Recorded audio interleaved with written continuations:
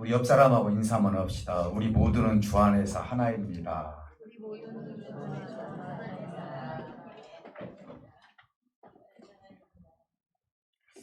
할렐루야. 네, 오늘 교동문 읽은 중에 기억이 날지는 모르겠지만은 새 예루살렘이 내려올 때 마침 신부가 단장을 내서 신랑을 위해서 내려보내는 것 같더라, 이렇게 말씀하고 있습니다. 그래서 오늘은 이 성전이라는 것은 하나님이 온전히 계시고, 그리고 우리가 함께 그곳에서 영원히 존재하는 그 자체가 성전인데, 어떤 의미를 우리에게 지금 말씀하고 있는지 오늘 본문 말씀을 통하여서 우리가 주님의 말씀 속에 은혜가 될 수 있는 시간이 되시기를 주님께 축복드립니다. 인생에 살면서 영원하고 완전한 장소는 이 땅에 하나도 없습니다. 그렇죠? 그렇기 때문에 내가 어떻게 이 땅에서 행복하게 살 것인가, 그리고 내가 좀 잠시 물질의 풍요를 누린다거나, 아니면 권세가 있다거나, 아니면 내가 다른 사람에 비해서 무엇이든지 많이 가지고 있다거나, 이것은 결국은 무한한 존재가 아니라는 사실이에요.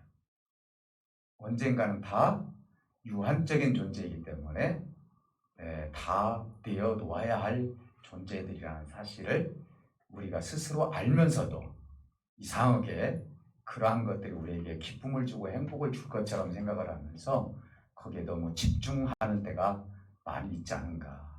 물론 우리가 살아가면서 그런 것들이 필요하지만은, 그래서 완전한 나라를 완성하기까지는 이 땅에서 완성하는 것이 아니라 하나님께서 흠도 없고, 그리고 거기에는 어려움도 없고, 죽는 것도 없고, 고민하는 것도 없고, 정말 말 그대로 영생하면서 영원한 존재로 살 수 있는 그 아름다운 성전이 이제 오늘 본문에서 그려지는 내용이에요.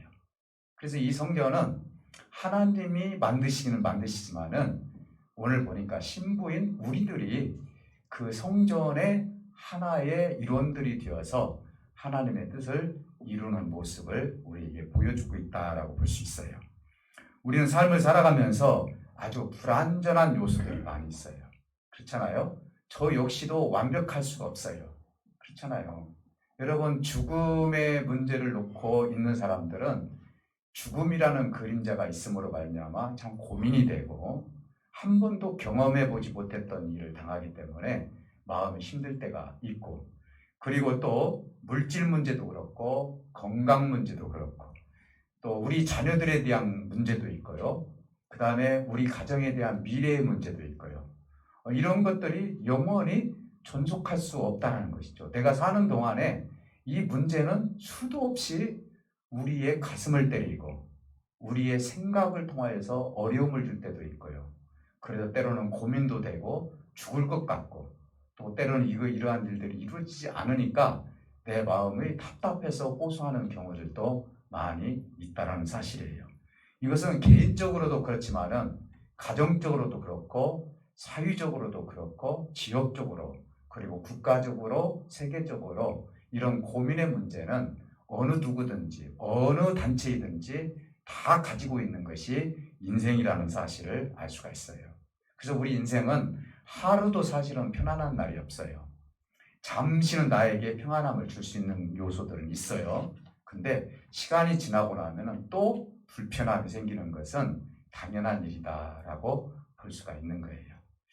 그러나 예수님을 믿는 저와 여러분들은 이런 구원의 반열에 서 있는 사람들이 이러한 문제가 세상 사람들도 있지만은 믿는 사람들에게도 이런 문제가 생기는데, 과연 우리는 이런 문제들을 어떻게 풀어가야 되겠느냐 이 말이죠.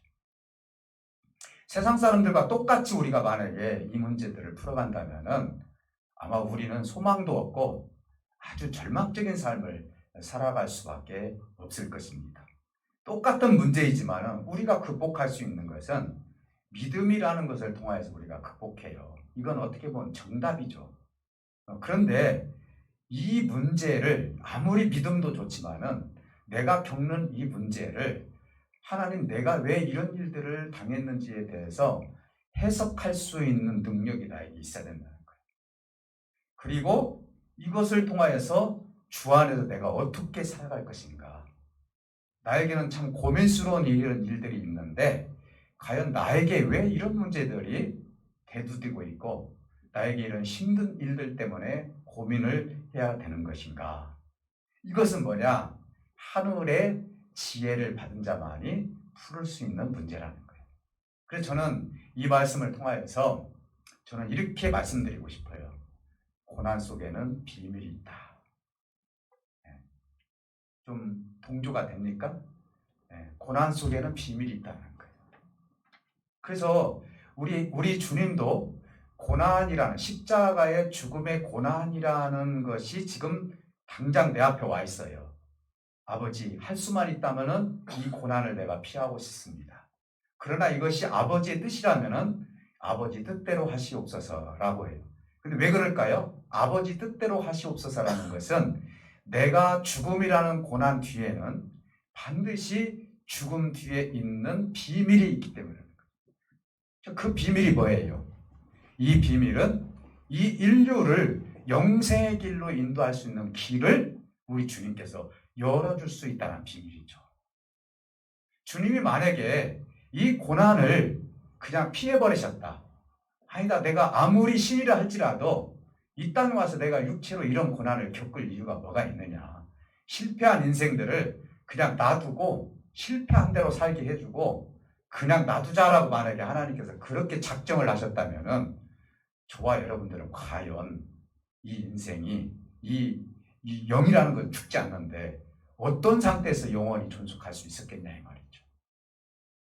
주님이 먼저 그 고난을 겪으셨기 때문에 그 뒤에 숨겨진 비밀은 바로 구원이라는 열매를 우리에게 허락해 주셨다는 거예요. 저와 여러분들 마찬가지예요. 우리가 살아가면서 나에게 왜 나한테는 이런 고난이 있지? 나에게는 왜 이런 어려움이 있지? 하필이면 내가 열심히 믿었는데도 하나님은 나에게 왜 이런 고난을 허락해 주셨을까? 수도 없는 믿음의 선진들을 한번 보시기 바랍니다. 다윗도 아무 죄도 없이 내가 왜 사울왕에게 죽임을 당하고 쫓김을 당하고 어려움을 당하고 배고픔과 잠 못 자는 것과 이러한 것들이 나에게 왜 있어야 되느냐?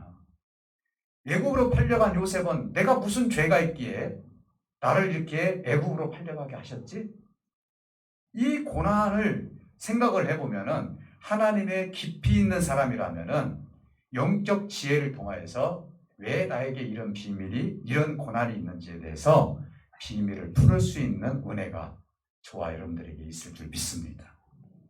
이 고난을 하나님께서 고난으로 끝나게 하시는 것이 아니라 고난 뒤에 숨겨진 하나님의 그 기쁨과 그리고 하나님이 계획하시는 일들을 통하여서 여러분들이 하나님 앞에 기쁨을 누릴 수 있는 저와 여러분들이 되시기를 주님의 이름으로 축복해 드립니다.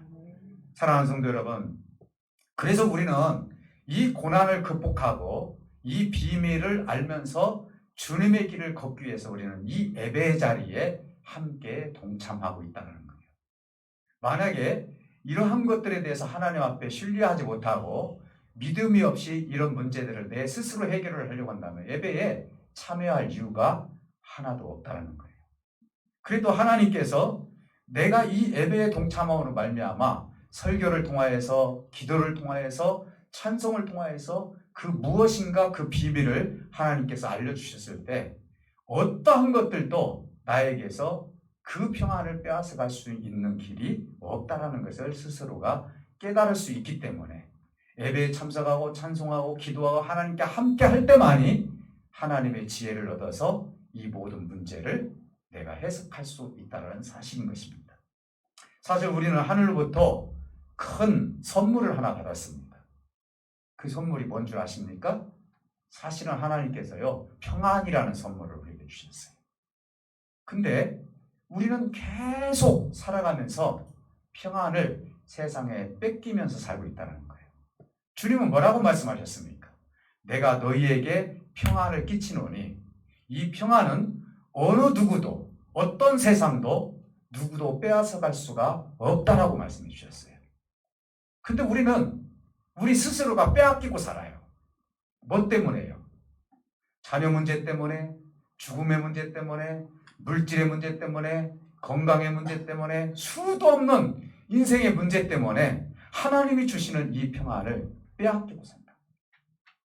사도 바울 선생님은요, 하나님 앞에 병을 고쳐달라고 3번 기도했을 때 너는 차라리 그 가시가 너에게는 낫다 라고 했을 때 그걸 놓고 한 번도 그 뒤로 기도하지 않고 하나님이 주신 평안을 유지하면서 살았다는 사실이에요. 오늘 우리는요, 수도 없는 문제 가운데서 과연 우리는 사도 바울 선생님처럼 이런 것을 가지고도 내가 평안함을 누릴 수 있겠느냐 이 말이에요. 우리는 수도 없는 무거운 짐들이 있습니다. 이거 제발 좀 떨어뜨려야 되는데, 제발 이 문제만 해결하면 금방 뭐가 될 것 같은데 하면서도 여전히 나에게 하나님이 주신 평안함을 뺏기고 살 때가 많다. 주님은 선포했어요. 어떻게 선포했습니까? 내가 주는 평안을 세상이 빼앗을 수 없다고. 근데 세상은 빼앗지 않는데 내가 스스로 빼앗기는 환경 속으로 들어간다는 사실을 알 수 있다는 거예요. 오늘 우리 이 시간 선물 받은 이 평안함을 여러분 세상에 뺏기지 마시고 정말 주 안에서 늘 평안한 삶을 살으시기를 주님의 이름으로 축복해 드립니다. 우리 옆 사람하고 한번 인사 한번 합시다. 죽어도 평안을 빼앗기지 맙시다. 정말이에요. 죽어도 빼앗기지 마세요. 네. 그거예요. 죽어도 빼앗기지 않는 거예요. 하나님이 주신 거예요. 우리가 이런 공동체 속에 사실은 속해 있다라는 거, 내가 이 평안함을 가지고 살 수 있다라는 거, 이 공동체 속에서 내가 같이 은혜를 나눌 수 있다는 건 너무나 감사한 일이라는 사실이에요. 사도 바울은 본문에서 우리에게 이렇게 얘기합니다. 너희는 원래 소망이 없었던 사람들이라고 얘기해요. 그래서 심지어는 이방인이었고 외인이었고, 그리고 너희는 어떻게 보면은 하나님 말씀 안에서 저주받을 수밖에 없는 그런 사람들이었다. 율법을 대해서 놓고 본다면은 추호도 구원에 이를 수 있는 사람은 이 땅에 한 사람도 없었다고 얘기를 합니다. 그러면서 뭐라고 말씀하시냐면은 소망이 없었던 우리였지만은 그리스도의 십자가의 보혈의 피로 말미암아 너희에게는 영원한 하나님 나라의 권속이 되었다 이렇게 했어요. 여기서 권속이라는 것은 어렵게 생각하지 마세요. 권속이라는 것은 하나님의 한 가족이 되었다 이 말이에요. 믿습니까? 그러니까 사실은 우리 성씨가 달라요. 어머니 아버지가 달라요. 그렇지만 저와 여러분들은 다 어떻게 되느냐? 한 가정이에요. 결국은 하나님께서 그 나라에 가서 한 가정으로서 형제로 살아갈 수 있는 영생의 길을 하나님께서 마련해 주실 것이라고 말씀하고 있기 때문에, 그래서 저와 여러분들은 다 형제들이라는 것이죠. 여성들도 사실은 다 형제들이에요. 사랑하는 성도 여러분, 그런데 이 땅에서 일시적으로 우리가 형제고 가족이라는 것이 아니라 영원한 가족이고 영원한 형제라는 사실을 사도 바울 선생님은 우리에게 말씀하고 있어요. 그래서 저는 우리 교우들을 보면은 일시적인 교우가 아니라 앞으로 하나님 나라에서 영원히 한 가족으로 같이 누릴 수 있는 가족으로서 형태가 지금 다르지만은 그 나라에서 얼마나 영광스러운 자리에서 영원히 함께 하실 것인가라는 기대가 있습니다. 믿습니까? 여러분들도 그런 기대를 가지시기를 주님의 이름으로 축복해 드립니다. 이 땅에 그리고 예수 안에서 우리는 살아가면서 주님이 그러면 어떻게 한 가족을 이루어가느냐, 오늘 서론적인 면으로 놓고 본다면은 그 집이 지어져 가느니라 이렇게 말씀하고 있어요. 그러니까 성전을 지금 하늘에서 지어지는데 하나님만 지어져 가는 것이 아니라 우리가 지어져 가는 거예요. 뭘로? 우리의 마음으로. 여러분들이 하나님 앞에 어떤 존재냐? 우리 주변에 있는 삼라 만상이 중요합니까? 어떤 물질의 세계가 중요합니까? 하나님의 형상을 닮은 우리 사람이 중요합니까? 사람이 중요한 거예요. 하나님이 성전을 지을 때는요, 물질로 짓는 의미가 아니에요.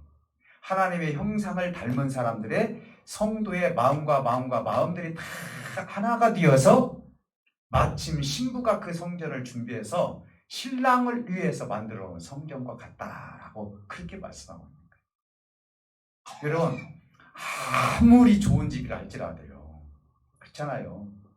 아무리 좋은 집이라 할지라도 그곳에서 정말로 달갑지 않은 사람하고 3개월만 살으라 해도 힘들어요. 거기가 천국일까요? 지옥일까요? 대답은 잘하시네요. 혹시 있는 건 아니죠? 예, 그렇다니까요. 근데 아무리 천국이 금으로 돼 있고 보석으로 돼 있고 정말 아름다운 곳으로 있다 할지라도 그곳에서 마음이 맞지 않는 사람들과 만약에 존속이 된다면 그게 천국입니까? 그러니까 뭐가 중요한 거예요? 마음이죠. 성도들의 마음이에요. 성도들의 마음이 하나가 되어서 우리가 하나님과 영원히 사는 존속되는 영속적인 삶을 살게 되면 그것이 성전이라고 오늘 이렇게 표현을 하고 있는 거예요.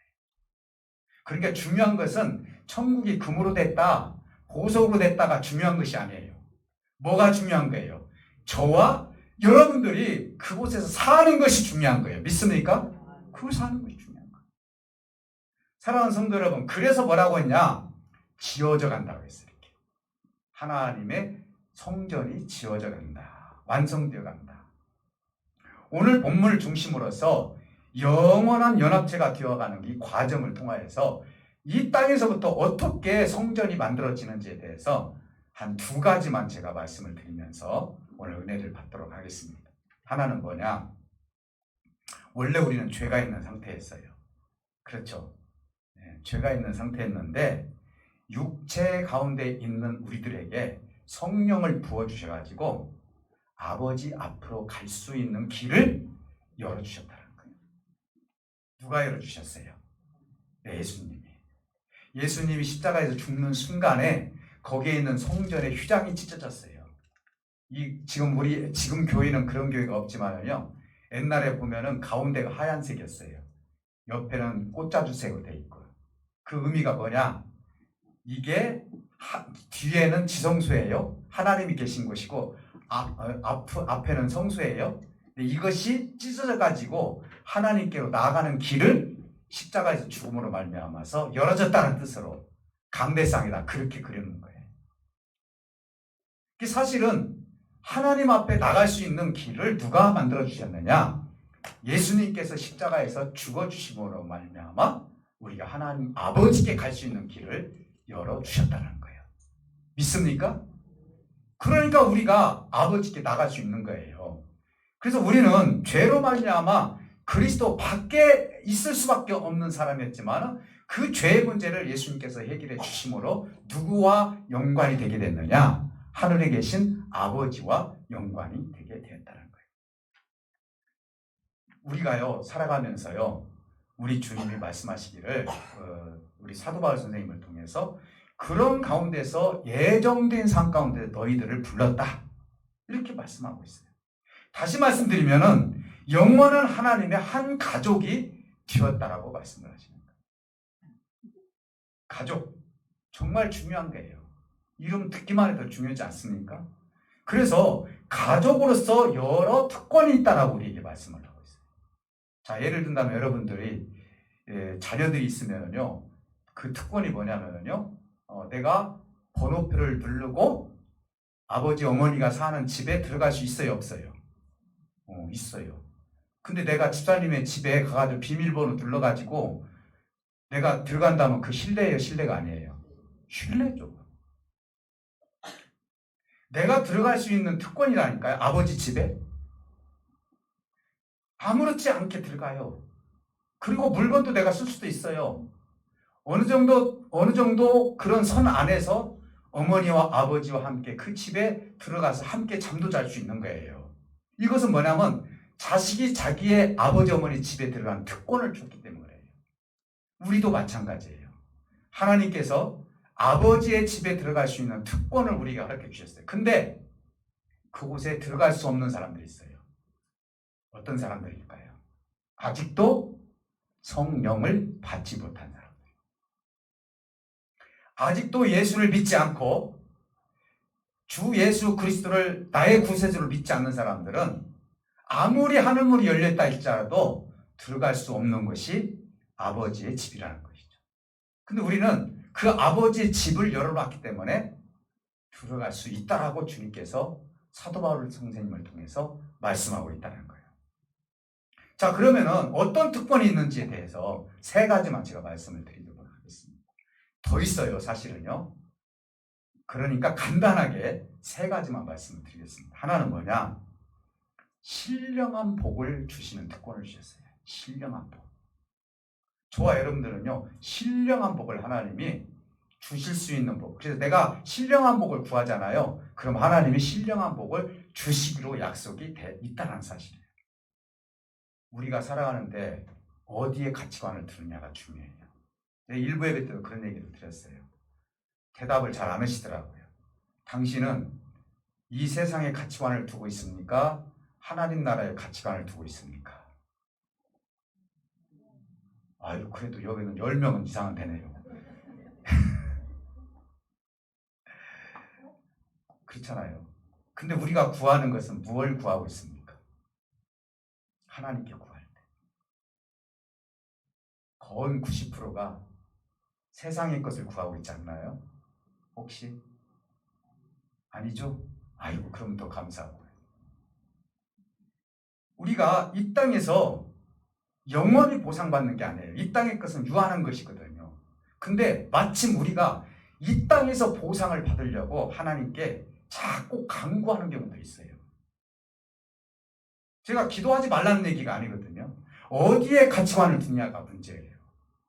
여러분, 내가 어떤 가치관을 두고 하나님께 기도하는 것에 따라서 하나님은 우리의 쓸 것을 다 아셔요. 우리가 하나님께 기도할 때 하나님의 신령한 것을 구하게 되면요, 내가 필요한 것들을 아버지께서는 주신다고 약속했어요. 그래서 이방인들이 구하는 것을 구하지 말고 먼저 그 나라와 그 의를 구하라고 하나님께서 말씀하시는 거예요. 그럼 그 이유가 뭐예요? 네가 정말 하나님의 신령한 것을 구하게 되면은 이방인들이 구하는 것을 네가 구하지 않는다 하더라도 하나님이 주셔요, 안 주셔요? 주신다는 거예요. 근데 먼저 그 나라와 그 의를 구하지 않고 그냥 내 세상에 필요한 것만 내가 구하게 된다면은 하나님께서 어떻게 그걸 주시겠느냐 이 말이죠. 그게 잘못하면 중언부언 기도가 될 수도 있다는 거예요. 우리 주님이요, 주기도문 중에서도 일용할 양식을 주옵시고 그랬잖아요. 몇 번 얘기했지만 여러분 기도할 때 하루 양식만 달라고 기도하시나요? 아니잖아요. 몇 년 뒤에는 몇 평짜리를 더 주시고 빌딩도 주시고 그리고 더 돈도 많이 벌게 해주시고 더 부자가 되게 해주시옵시고 어디 가서 내가 꾸임받지 않게 해주시고 나눠주는 사람 되게 해주시고 다 어떻게 보면 핑계잖아요. 사실은요. 근데 여러분 한번 오늘부터는요, 신령한 것들을 한번 구해보세요. 이 특권을 나에게 주셨다니까요. 신령한 것을. 그래서 우리가 하늘에서 보상을 받는다라고 이렇게 말씀해 주시거든요. 땅에서 보상받는 것은요, 유한적인 거예요. 그래서 내가 신령한 것을 구하게 되면요, 하늘에서 보상을 받아서 아버지의 뜻을 이룰 수 있는 존재가 된다. 이것은 세상에 가치를 둔 사람들은 그 보상을 받기가 힘들다는 것이죠. 어디에? 하나님 나라에 가치를 두는 사람들이라는 거예요. 그래서 우리는요, 하늘에 가치를 두고 사는 존재라는 사실이에요. 우리가 볼 때요, 우리 성도들을 볼 때요, 성도들의 부나 성도들이 가지고 있는 권세나 성도들이 가지고 있는 세상의 어떤 풍요나 만약에 목회자가 그것만 보기 시작을 하면은요, 제대로 하나님 앞에 구할 수 있는 목회자가 될 수 없는 거예요. 뭘 구해야 되느냐? 사람을 구해야 돼요. 사람. 그래서 이곳은 하나님의 형상을 입은 사람들이 불려 모아져야 되는 거예요. 믿습니까? 그래서 신령한 것들을 그들에게 적과 꿀이 흐르는 말씀을 허락해 주셔야 된다. 이것은 하늘문을 열어주셨기 때문에 가능하다는 거예요. 또 하나는 뭐냐? 언제든지 성령 안에서 아버지께로 나갈 수 있다는 거예요. 여기서 보면 언제든지예요. 내가 어느 때든지 방법을 가리지 않고요. 시도 때도 없이 내가 예배를 끝나고 집에 가든 직장 생활하든 사업을 하든 아니면 여러분들이 무슨 일을 하든지 간에 그곳에 하나님이 임재한다는 거죠. 그래서 하나님은 어디든지 다 계신다는 사실이에요. 그래서 나는 특권이 뭐냐면은 임재하신 하나님을 언제든지 만날 수 있다는 거예요. 잠자리에서도 만날 수도 있고요. 여러분들이 위험에 처했을 때도 만날 수도 있고요. 운전할 때도 만날 수도 있고요. 수도 없는 어떤 장소와 관계 속에서 만날 수 있다는 거예요. 이건 뭐냐? 하나님의 관계를 하나님께서 맺기 위해서 항상 하늘의 문을 열어 놓으셨다. 열어 놓으셨다는 거예요. 하늘의 문을. 그러면 우리가 하늘의 문을 열어 놓으셨는데 어떻게 하나님을 만날 수 있느냐? 제일로 정말 최고로 만날 수 있는 수준은 예배예요. 믿습니까? 예배를 통해서 하나님을 만날 수가 있어요. 하나님은 예배를 정말 좋아하십니다. 하나님을 높여드리고 아버지를 아버지답게 내가 찬양하고 그랬을 때 아버지는 기뻐하시는 거예요. 기도를 통해서 찬송을 통해서 구제를 통해서 선교를 통해서 여러분들이 봉사를 통해서 헌신을 통해서 심지어 여러분 대화를 통해서도요. 우리 하나님은 계속 열어놓으시기 때문에 그 속에 누가 계시느냐? 하나님이 역사하십니다. 오늘 우리 일부 예배 때 우리 집사님 동생분이 방문을 하셔가지고 우리 교회에 오셨어요. 참 상당히 좀 뜨거우신 분이에요. 그분은 목사님 제가 이제 안수기도를 해드렸는데 목사님 사실은 제가 춤추고 싶었어요. 진짜로 춤추고 싶었다. 자기가 하나님이 전하는 그런 말씀들을 전하게 되니까 고난이 오는 거예요. 안 받아들여지는 거예요. 하나님은 말씀하라는 거예요 지금요. 근데 그거 말씀을 하면은요 고난이 오는 거예요. 제대로 말씀하는 사람 치고는 고난이 와요. 오늘날도 어떻게 보면 목회자들이요 성도들의 비유나 마치고 성도들에게 무슨 축복을 준다고 하면서 막 기쁘게 해주고 이것이 과연 하나님이 원하시는 목회냐? 어떻게 보면 쓴소리하고 옳은 얘기하고 하는 사람 치고 인기 있는 목사는 하나도 없어요. 이 집사님도 그런 사람이었더라고요. 너무너무 답답해서 어디네 교회에 와서 예배를 드리고 싶다고 해서 오늘 오셨더라고요. 목사님 다 풀어졌어요. 성령께서 나를 만져주었어요. 그러잖아요. 예배 시간을 통하여서 신령한 것들을 통해서 서로 교제가 이루어지는 거예요. 믿습니까? 사랑하는 성도 여러분, 하나님께서 문을 열어 놓았기 때문에 이것이 우리에게 주신 특권이라고요. 기도도 특권이요, 찬송도 특권이요, 예배도 특권이요. 누구를 만날 수 있는? 아버지를 만날 수 있는, 성령을 통해서 아버지와 함께 교제를 나눌 수 있는 특권을 우리에게 허락해 주셨다. 오늘도 지금 여러분들은 그걸 지금 이루고 있을 수 있고요. 또 어떤 마음으로 하나님께서 풍요하게 마음을 줄 수 있는지 모르겠어요. 사랑하는 성도 여러분, 그래서 우리는요 찬송도 기도도 예배도 감동과 감화가 넘칠 수 있도록 집중할 수 있는 은혜가 저와 여러분들에게 있으시기를 주님으로 축복해 드립니다. 또 하나는 여기서 우리에게 주신 특권이 하나 있어요. 베드로가 이런 얘기를 했어요. 너희는 왕과 같은 제사장이다. 이렇게 했어요. 이 말씀을 가지고는 우리가 우리가 위치적인 모습을 가지고 이야기하는 경우들이 많이 있는데 그거보다도 기능적인 면을 우리가 생각을 해야 돼요. 그러면 제사장이 무엇이냐라는 것을 구약에서 이야기하는 제사장의 역할을 우리가 생각을 해볼 필요가 있어요. 제사장은 뭐예요? 인간이 가지고 있는 죄를 대신해서 대표로 하나님께 제사를 드려드리는 거예요. 그리고 하나님이 명령한 것을 인간에게 또 전해주는 거예요. 그러니까 중보적인 역할을 하는 거예요. 자, 어떤 의미가 있느냐? 제가 예를 들어서 죄를 졌어요. 구약시대 사람이라면. 그럼 내가 속죄제를 드리든지 속건제를 드리려면은 내 스스로 할 수가 없어요. 이때 당시는 누가 있었냐면 제사장이 그 앞에서 이제는 이 짐승을 죽이는 장면을 통해서 내 죄를 사해 줄 수 있는 역할을 제사장이 해주는 거예요. 그래서 내가 속죄제가 됐든 속건제가 됐든 화목제가 됐든 번제가 됐든 그걸 다 드리는 거예요. 이것은 어떤 의미를 가지고 있어요? 왕 같은 제사장이라는 것은 내가 신앙생활을 하면서 지금까지는 나와 하나님과 직접적인 관계를 통해서 내가 풍요를 누린다면은 지금부터는 왕과 같은 제사장으로 영향을 줄 수 있는 사람이 되라는 거예요. 믿습니까? 여러분들이 영향을 주라는 거예요. 제사장처럼. 어떤 영향을 주라는 거예요? 그것은 문제를 해결해 줄 수 있는 사람이 되는 거예요. 영적으로. 그리고 이것을 통하여서 죽어져가는 영혼들을 살리는 사람이 되라는 거예요. 자신의 문제는 내가 해결을 했어요. 이것은 중보적인 역할을 우리에게 지금 말씀을 하고 있는 거예요. 특권이거든요. 어떤 것이냐? 무엇이 옳은 것인지를 구분해 줄 수 있는 성도가 되라는 거예요. 우리가 어린 아이들이요. 이게 위험한지 안 위험한지 몰라요. 그래서 우리 어렸을 때부터 아이들을 키워봤지만은 대부분 보면 위험한 것을 좋아해, 애들이요. 그러면 그거 가서 이 아이를 안고 나옵니까? 나와서 그것으로 끝납니까? 아니면은 나와가지고 이 자리가 어떤 자리인지를 설명을 해줍니까? 설명을 해주는 거예요.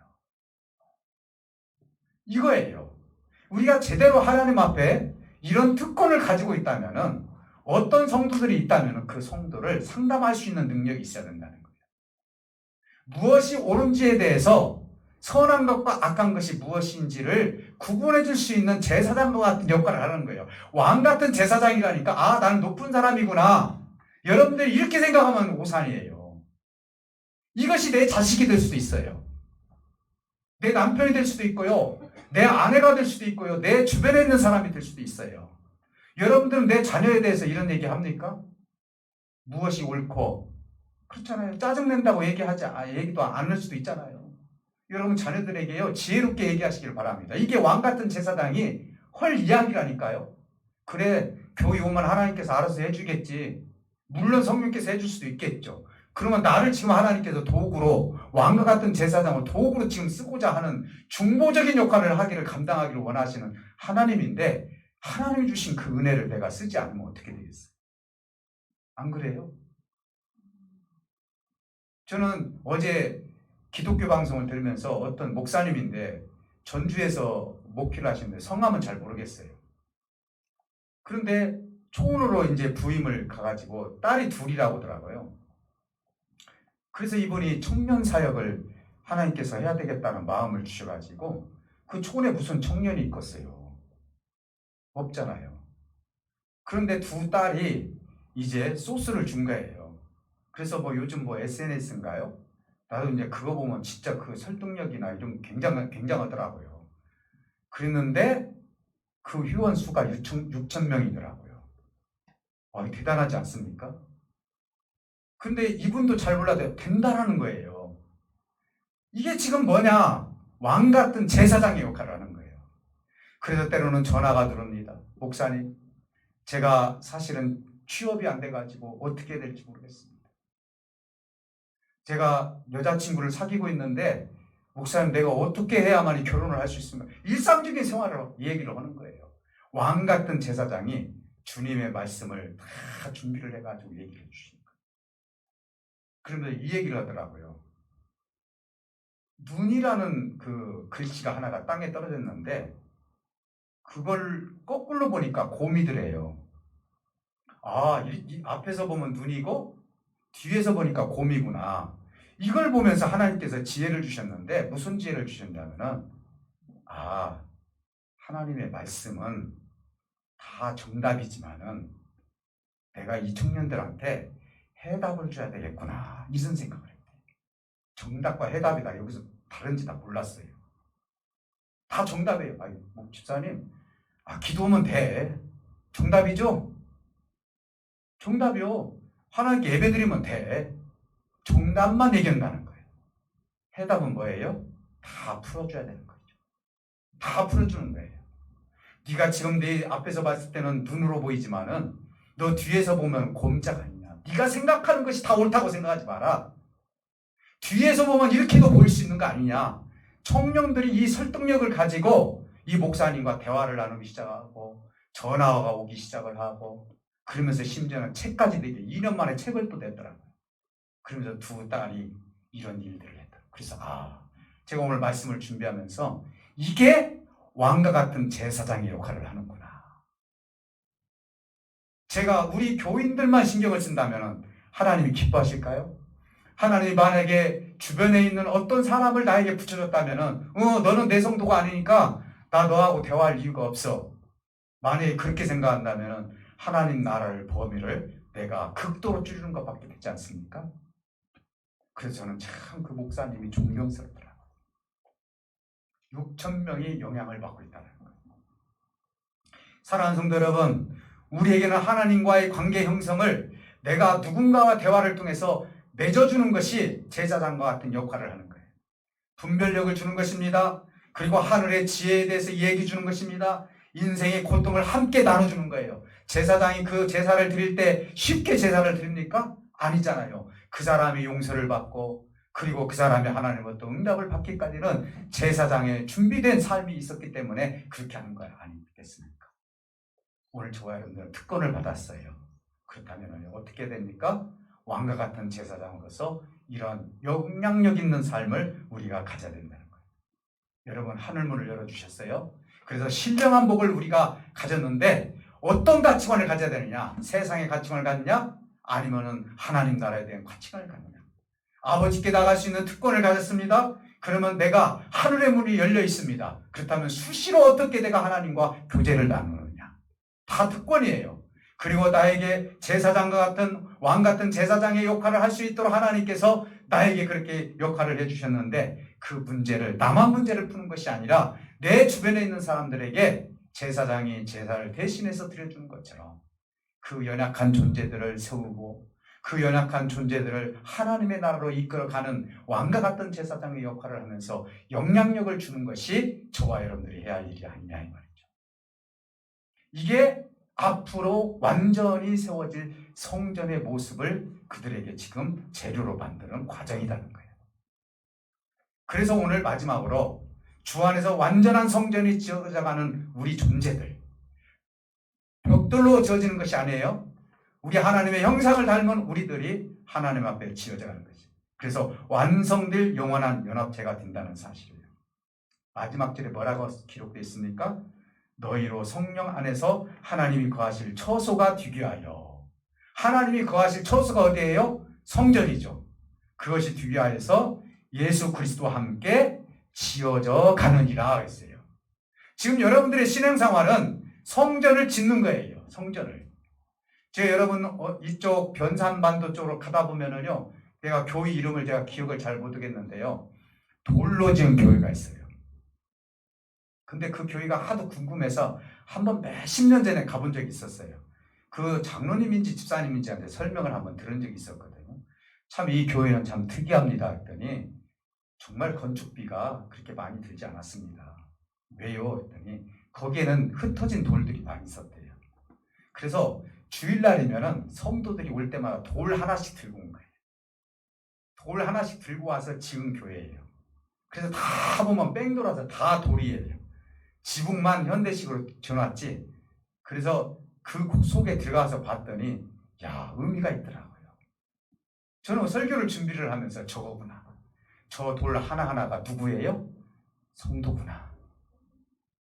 하나님이 완전한 성전을 지키기까지는 우리 성도들을 아주 깨끗하게 만들어서 하나님께서 다 오픈해 줘가지고 열려있는 상태에서 아름답게 우리가 거룩하게 되어서 하나님 나라의 성전의 재료로 만드시는 것이 우리 성도들을 쓰시는구나.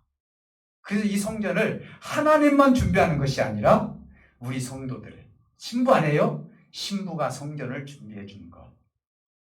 그래서 하나님의 아름다운 성전에서 영원히 살 수 있는 것이 아버지의 뜻이구나. 아버지는요, 아버지만 기뻐하는 것이 아니에요. 여러분, 교회 일을 한 게 뭐예요? 목사님만 만약에 교회 일을 한다, 이거 보기 좋은 거 아니에요. 그렇잖아요. 어떻게 해요? 성도들도 같이 와서 일을 할 때 기쁨이 생기는 거예요. 청소를 하든 무엇을 하든지 간에. 우리가, 저는 그 동요 속에서 이게 의미 있는 동요라고 생각을 해요. 아빠하고 나하고 꽃밭에서 꽃을 심었다는 그 동요 있죠. 차라리 그냥 아빠가 심어주지. 차라리 그냥 딸이 심어버리면 끝이지. 근데요, 아빠하고 딸이 됐던 아들이 둘이가 꽃밭에서 나팔꽃이 됐던 무숫꽃을 띄었을 때, 심었을 때 둘이가 다 행복한 거예요. 아버지 이렇게 말씀하십니다. 내가 일을 하고 있으니 너희도 일을 하라 이렇게 말해요. 아버지의 뜻은 내가 일을 함으로 기뻐하는 것처럼 너희들도 내 일을 함으로 말미암아 기뻐하기를 원하노라 이렇게 말씀하고 있어요. 하나님은 독단적으로 하나님께서 이 나라를 이끌어 가시는 것이 아니라 우리 성도들을 통해서 아버지 마음과 성도들의 마음이 하나가 되어서 완전한 성전을 지키기를 원하는 것이 아버지의 마음이라는 사실이에요. 믿습니까? 사랑하는 성도 여러분, 결국 완전한 성전은 하나님만 지으시는 것이 아니에요. 우리에게 이 성전을 지을 수 있도록 허용을 해주셨다는 거예요. 이건 예배당이에요. 예배당. 그렇죠?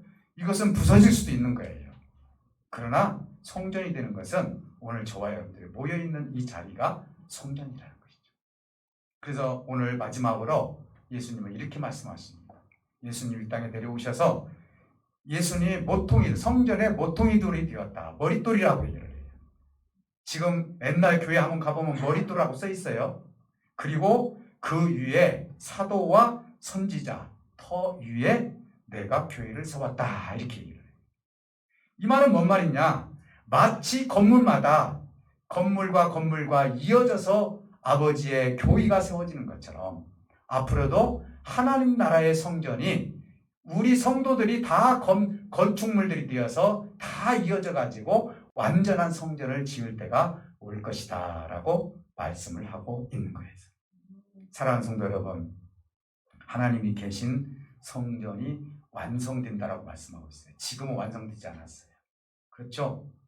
그런데 영원한 연합체가 될 수 있는 그 시간이 되면은 그때는 완전한 연합체가 되어서 하나님의 성전이 세워지는데 마지막으로 하나님 뭐라 했어요? 새 하늘과 새 땅을 내가 내려 보낼 때 그때는 완전한 성전이 되어서 너와 함께 영원한 아버지 집에서 영생할 수 있다라고 말씀을 하고 있는 거예요. 이게 완성된 성전이에요. 완성된 성전. 그곳에서는요, 저와 여러분들이 더 이상 근심할 것도 없고 염려할 것도 없고 우리 평안을 빼앗을 것도 없고요. 그렇잖아요. 그러니까 지금 여러분들이 하나님의 완성된 성전을 기대를 하면서 지금부터 나 자신을 갈고 닦고 그리고 하나님이 기뻐하시는 마음을 내가 간직할 수 있도록 늘 하나님의 마음으로 깨끗이 씻고 그래서 우리가 뭘 준비를 해야 되냐? 거룩한 옷을 준비를 해야 돼. 그렇잖아요. 거룩한 옷. 이것은 그래서 뭐라 했냐? 요한계시록에서 그 옷을 날마다 빠는 자는 복이 있는 자다 그랬어요. 왜 복이 있어요? 성전의 일원이 되기 때문에. 그래서 우리 마음이 날마다 깨끗해져야 돼요. 저도 지금 좀 들어요. 예, 저도. 예. 그리고 여러분 하루하루 깨끗이 씻지 않으면 안 된다니까. 그래서 계속 씻으세요. 그럼 하나님께서 이 더러운 마음을 하나님께 깨끗이 씻어주셨을 때 그때는 아름다운 성전이 이론이 될 수가 있는 거예요. 완벽하기 때문에 하나님 우리를 끌고 가는 거 아니에요. 불완전한 요소가 있지만은 이런 믿음을 가지고 가는 우리 성도들을 하나하나 다 끌어서 하나님의 완전한 성전이 지어질 때까지 우리 성도들이 이 세상 살면서 주님의 영광을 위해 살아갈 수 있도록 인도해 주실 줄 저는 믿습니다. 여러분 꼭 승리하시고요. 그리고 세상의 것 때문에 염려하고 근심하고 걱정하지 마시고 오늘 하나님께 다 맡겨서 주님 영광 드러낼 수 있는 저와 여러분들 되시기를 주님의 이름으로 축복해 드립니다. 기도합니다. 하나님 감사합니다. 완성될 연합체인 성전을 우리가 기다리면서 우리 모두가 주 안에서 하나가 되기를